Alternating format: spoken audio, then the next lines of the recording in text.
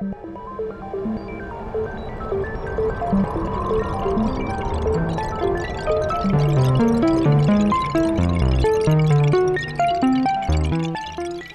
à tous, je suis très heureux de vous retrouver aujourd'hui pour un nouveau tutoriel sur les synthés modulaires. Nous allons aborder dans quelques instants le sujet du LFO. Le LFO, pour ceux qui ne le savent pas, signifie oscillateur à basse fréquence. Il est généralement utilisé sur les sonorités. Le LFO est généralement utilisé pour moduler les différents paramètres du son. Le son étant caractérisé par son amplification, sa hauteur et sa fréquence. C'est donc pour ces trois paramètres que le LFO pourra appliquer la modulation. Ces trois paramètres sont plus communément désignés par les termes VCA, pitch et VCF. A noter que la modulation sur le VCA s'appelle le trémolo et la modulation sur le pitch s'appelle le vibrato. Pour créer sa modulation, le LFO peut utiliser différentes formes d'ondes. Voici quelques exemples appliqués au pitch d'un VCO.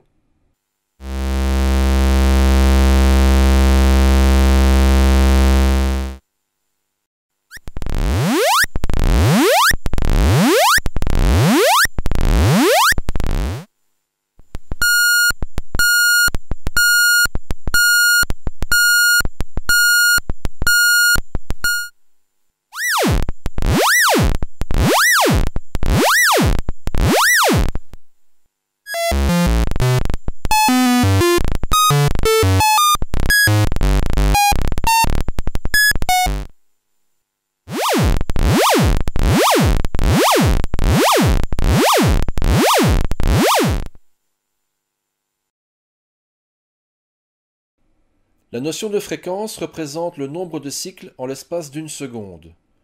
Selon l'effet de modulation que l'on recherche, il est donc essentiel de pouvoir choisir la fréquence. A noter que la fréquence du LFO peut être synchronisée, et donc les cycles peuvent coïncider parfaitement avec les temps d'un rythme ou d'une séquence. Pour mieux comprendre la différence, voici un exemple pratique en appliquant la modulation sur le pitch d'un VCO avec une fréquence de 3 Hz. Autrement dit, 3 cycles en une seconde.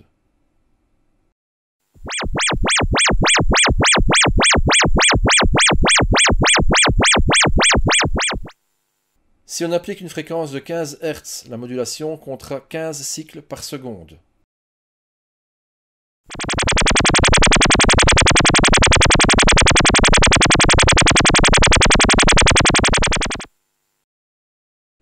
Depuis le début de ce tutoriel, on observe différentes illustrations dans lesquelles les modulations oscillent entre la valeur minimum et la valeur maximum. Ce qui veut dire que si vous désirez une modulation discrète, il faudra diminuer l'impact de la modulation. Il faut donc agir sur le paramètre de profondeur de modulation, que certains appellent aussi intensité de modulation. En pratique, pour diminuer la profondeur de modulation, on doit utiliser un atténuateur. L'atténuateur va diminuer l'intensité de la modulation et vous pourrez appliquer cette fois votre modulation avec parcimonie. Nous allons passer maintenant à quelques exemples. Nous allons d'abord commencer avec une modulation à 100%, 75%, 50%, 25% et enfin pour retirer totalement la modulation grâce à l'atténuateur.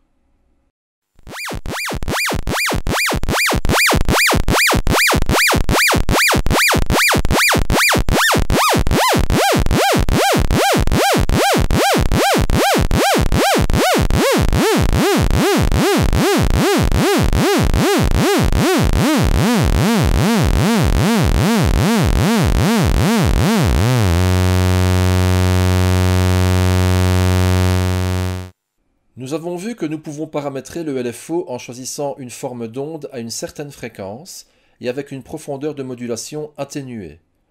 Nous allons voir maintenant qu'il y a encore un paramètre très pratique qui est le offset, ou en français le décalage. A noter que le paramètre offset n'est applicable que si la modulation est atténuée. C'est un paramètre qui permet de déplacer la plage de modulation dans des valeurs plus basses ou plus hautes. Sur le schéma suivant, on peut voir que la plage de modulation est atténuée à 25%, mais qu'elle est centrée par rapport aux valeurs minimum et maximum.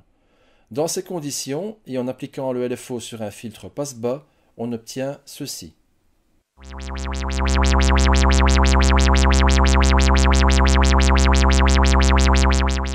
En manipulant le paramètre offset, on parvient à déplacer la modulation sur une autre plage plus haute, comme sur ce schéma, ce qui donne ceci.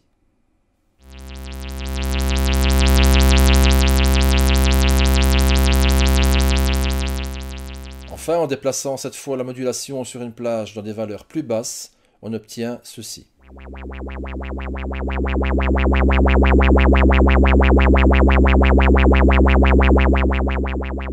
En conclusion, nous pouvons dire que le LFO est une modulation qui oscille en fonction d'une certaine forme d'onde et avec une certaine intensité à une fréquence définie. Il y a bien entendu d'autres possibilités, comme notamment le décalage de la modulation, ainsi que la possibilité de synchroniser la fréquence du LFO.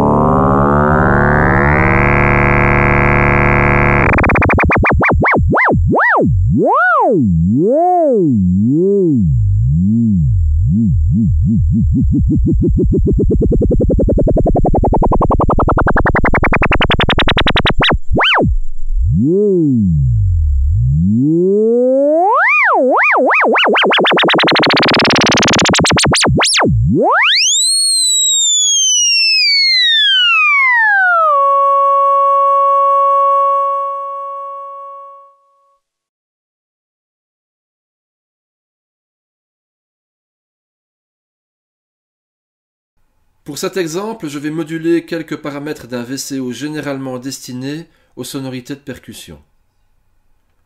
Pour débuter le câblage, je vais utiliser une synchro externe que je vais brancher sur un multiple.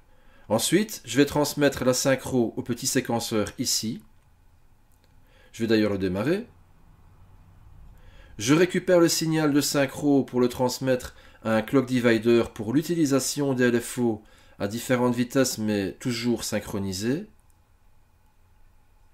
Et maintenant, je vais passer au câblage des différentes vitesses subdivisées par le clock divider pour les appliquer à 4 LFO différents.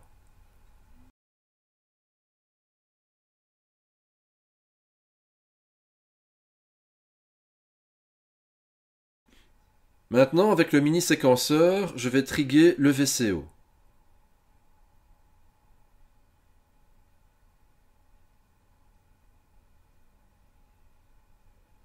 La sortie audio du VCO, je vais la faire rentrer dans un filtre low pass. Et enfin sortir du filtre pour aller au VCA.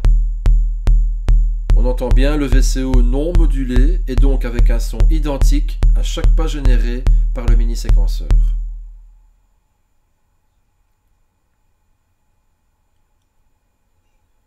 Alors je commence avec ma première modulation en branchant un LFO à onde carrée sur la tension de contrôle de l'attaque du VCO.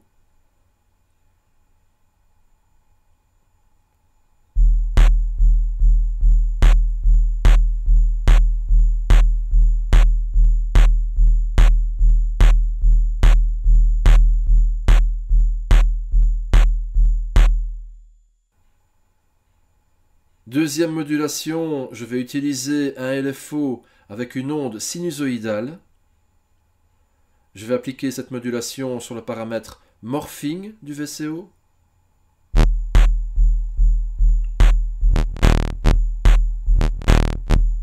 Dans ce cas-ci, par exemple, je désire limiter la modulation. Je vais donc utiliser un atténuateur.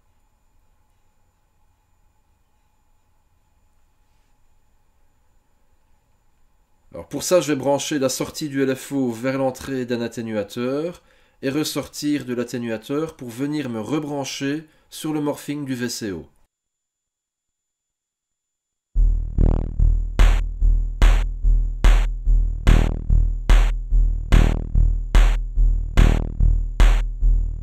Troisième modulation, je vais utiliser la même vitesse que pour le morphing, mais avec une forme d'onde carrée que je vais brancher sur la tension de contrôle du filtre low pass.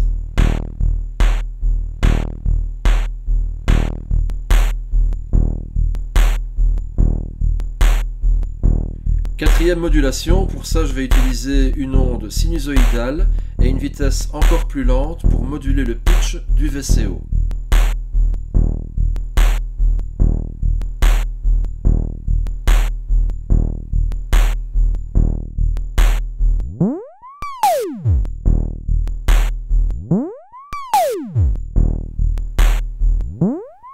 Ici encore, je peux limiter la modulation au niveau de sa profondeur et donc je vais utiliser un atténuateur.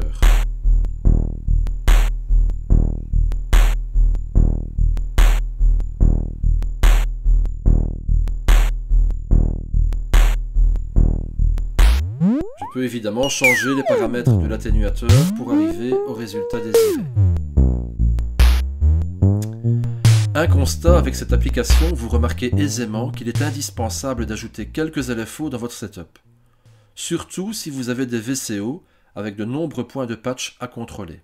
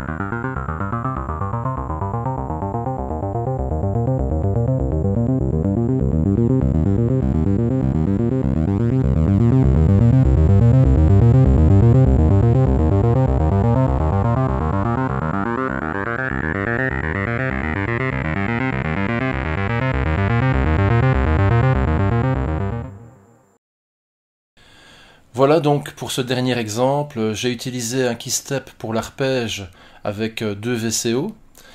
Pour les modulations, il y avait donc 6 LFO, dont 5 possédaient un atténuateur, d'où l'intérêt de toujours avoir un atténuateur avec votre LFO. J'espère que ces explications vous aideront pour votre travail. Ce tutoriel touche à sa fin, je vous dis à bientôt.